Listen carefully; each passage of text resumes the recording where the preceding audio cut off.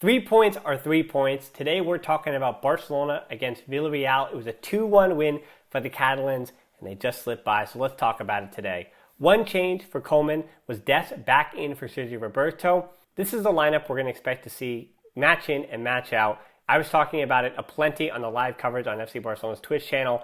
6 finals remaining after this one. It was 7 coming into today. Barcelona need to get to 3 points each and every time, but all they could do today was beat the Yellow Submarine in front of them. And this is a team in Unai Emery had Pau Torres back in the starting lineup, and Gerard Moreno, the man to watch, 20 goals for him on the season coming in.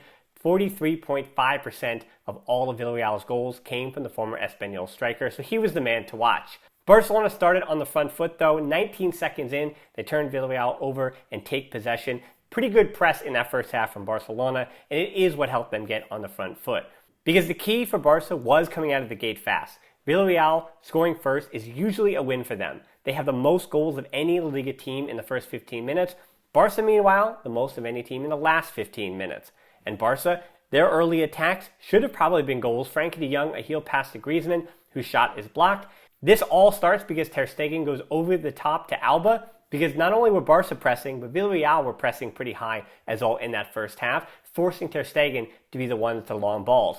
And it's no surprise that Barca were just a bit better, because the balls from the feet of Ter Stegen were better than the balls from Asensio.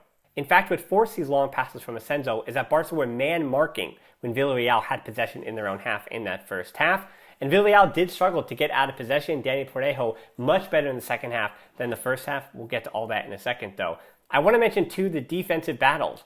Moreno was the man to watch for Villarreal, sure, and I thought it would be his old friend, tongue-in-cheek there, Gerard Piqué dealing with Moreno. Instead, it was Lenglet picking up Moreno on counterattacks. Villarreal were causing plenty of turnovers, but I thought Piqué, especially with the movement of Paco Alcacer and Lenglet and Mingueza, did a pretty good job as that back three to deal with the on-rushing wingers and the 2 center forwards for Villarreal. 16th minute, the big chance that probably should have been the 1-0 for Barca. Impressive build-up from the Blaugrana. Dest was the one who makes the move initially, finally leading to an Alba cross to de Jong, and his shot right to Asensio for what should have been a tap-in. It was a huge missed chance in this game, and the kind of ones that you rue when all is said and done. Barca didn't stop though. Jordi Alba was going against Juan Foyth, who is a center back, former Tottenham man, now at Villarreal, and Barcelona going at them so much to the point that even Lenglet was getting forward on the overlap. And Foyth was certainly under pressure in that first half. Again, put a pin in that. 1-0 for Villarreal though. Chukwueze's goal, his 4th goal in the Liga. Pau Torres, a line-breaking pass. It seems simple on paper, but a difficult left-footed pass from the left-footed center back in Pau Torres. Right up the middle, Chukwueze dribbles around the goalkeeper. His first touch really sets him up here, and Jordi Alba winds up slipping as well. Chukwueze gets him on the back foot. Still had a bit of work to do to finish, but nevertheless, it's 1-0. 87 seconds later, though, Griezmann winds up getting the equalizer. Mingueza over the top. And this was beautiful Barca play as well. Messi with the check back on his side, that being Mingueza's right side. Then Mingueza sees that run from Messi as Pau Torres' eyes were looking directly at Messi, the left center back. And then it's Griezmann off the shoulder of Albiol, checking his run, checking to see where Messi's run is, and then takes that space in behind Messi that the Argentine had vacated, curved his run well as well with that ball over the top from Mingueza, took one touch to set him up, and chipped it over the goalkeeper. Really good third-man action from Barcelona here. Mingueza, Messi, Griezmann, the 1-1. Then the 2-1 shortly thereafter. Griezmann picks it right off of Foyth, and I talked about that pressure earlier. It's Pedri this time applying that pressure on Foyth, trying to pass back to his keeper. Just a mistake, just a misread. Villarreal, this is the one that winds up separating the two in this match.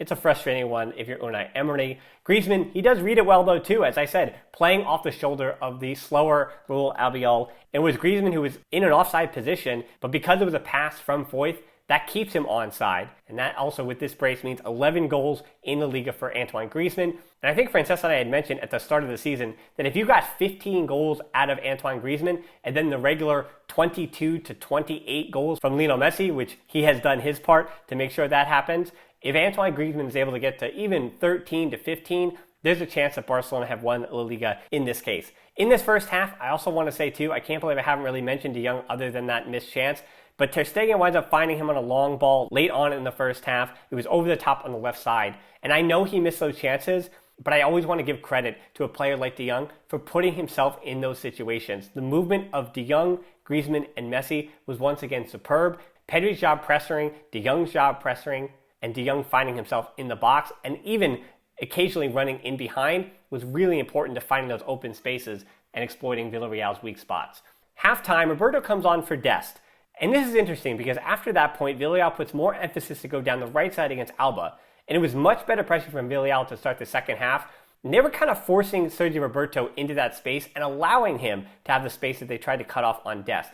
And I was a bit disappointed with Sergio Roberto. And I felt like he was kind of caught in between two minds. He wasn't truly helping defend because he was trying to shade over into that space on the right wing. But yet, he doesn't really have the natural speed or one-on-one ability of Dest. So he wasn't really taking advantage of that space either. So it winds up nullifying a bit of his impact in this match.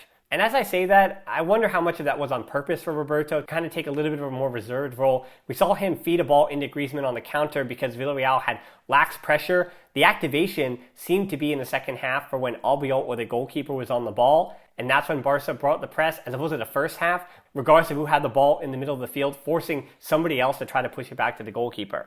At that point, I have to give a little bit of credit to Unai Emery. He makes his substitutions count. Francis Coquelin comes on for Alcacer, and then the left back, Moreno, not Jordan Moreno, but Alberto Moreno, gets replaced by Pervis Estupiñán. And Estupiñán, left back from Ecuador, he seemed to be coming back from a knock, but you certainly couldn't tell, and he winds up being the difference maker, as I expected him to be coming into this match. Estupiñán getting forward, cuts back to Coupe, his shot, Ter Stegen keeps it out, but still worrying signs for Barcelona at that point when it was still 11-11. 64th minute, Ias Moriba very predictably at this point comes on for Pedri. It's a like for like, Ias Moriba occupying that left interior role. We saw him combining with Dembélé when he came on late on in the match, and Ias Moriba again trying to put in a shift. The real moment for Villarreal where this match changed, and maybe for the better, when Trigueros came sliding in hard, right above Messi's ankle, and I think he might have got a bit of the shin, because if he got all ankle, especially where he hit Messi, that would have been a broken ankle for the Argentine, and certainly it's something that could alter a career. Thank goodness that Messi, I don't even think this is his alien instincts taking over, but thank goodness Messi also has Lady Luck on his side, because this one could have been ugly, an easy red for Trigueros. He goes in the book.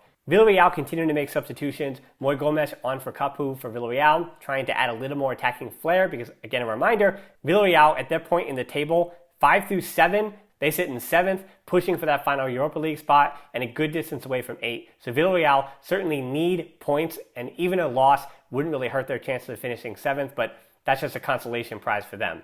80th minute, Dembélé on for Griezmann, trying to add some verticality and speed out on that left wing and take advantage of the space that Villarreal was giving. And I think he did some of that, finding space. Mingueza, an interception, Messi leading Dembélé. Unfortunately, De Jong can't finish the chip. That second moment for De Jong where he probably should have had 2 goals in this game. Still a really good performance for the Dutch midfielder, but it should have been 2 goals for De Jong, unfortunately, on the day. Villarreal trying to close out the match. Chukwueze and Dani Parejo, as I had mentioned, much better in the second half. Even though Chukwueze scored in the first, I thought he was much more impactful in the second half. And Parejo, he was good and tidy on the ball, but actually making his impact felt once those other defensive midfielders in Coquelin came on that pushed Parejo forward, and he was able to get on the ball a bit more in attacking opportunities. 88th minute, Koeman, Araujo on for Busquets. Villarreal also making some attacking changes as Barca were trying to hang on, trying to suffer, knowing that these kind of 3 points, the one you suffer for, are the ones that if you can hang on to, they help you win the Liga. So Barca do survive. The mission, reminder, yes, the second half was ugly, but to get the 3 points, with head-to-head not being able to be relied on and goal differential probably not mattering, 3 points is truly all that matters in the Liga. It was nerve-wracking, yes, but it's now 24 consecutive matches without losing to Villarreal in the Liga, the best streak by Barca against any opponent ever. So while it felt nervy at times, it seems like it's always a foregone conclusion against the Yellow Submarine. A win nonetheless, 71 points and 76 goals now for Koeman in his first 32 La Liga games. This stat courtesy of Mr. Chip on Twitter. That's 2 more points and 8 more goals than even Johan Cruyff's Barca in the same period. Also, happy birthday, Johan Cruyff would have been 74 years old today. And it's also good to see his captain, that being Cruyff, carrying on some of his teachings at Barcelona. And that means it's 6 matches left, 1 against Atletico Madrid, and Barca once again controlled their destiny. Before we wrap up this match review, I also want to mention a pivotal 1-1 draw against PSG of the Women's UEFA Champions League for the Barça Femení. Jenny Hermoso getting the header goal to start the action. Unfortunately, PSG, there was fouling, it was ugly, it kind of got nasty, but I thought Barça Femení were still the superior team.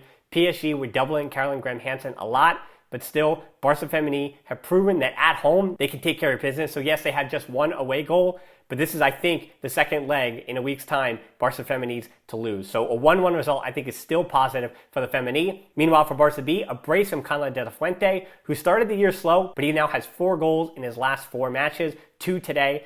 Really good signs from Catalans de la Fuente without Alcoyano. And now Barca B, they might even be able to make the promotion playoffs with just this result, but one more victory and they would be on into the promotion playoffs. Wouldn't have to fight for anything else. Wouldn't have to worry about tiebreakers. You're on to the playoff promotion for the second straight year. So Barca B, Barca Femení, Barca's first team, FC Barcelona in a matter of 4 hours, taking care of business throughout all 3 teams that we follow. So I do thank you for joining me, for supporting and doing all those things. And until next time, of course, Forza Barca.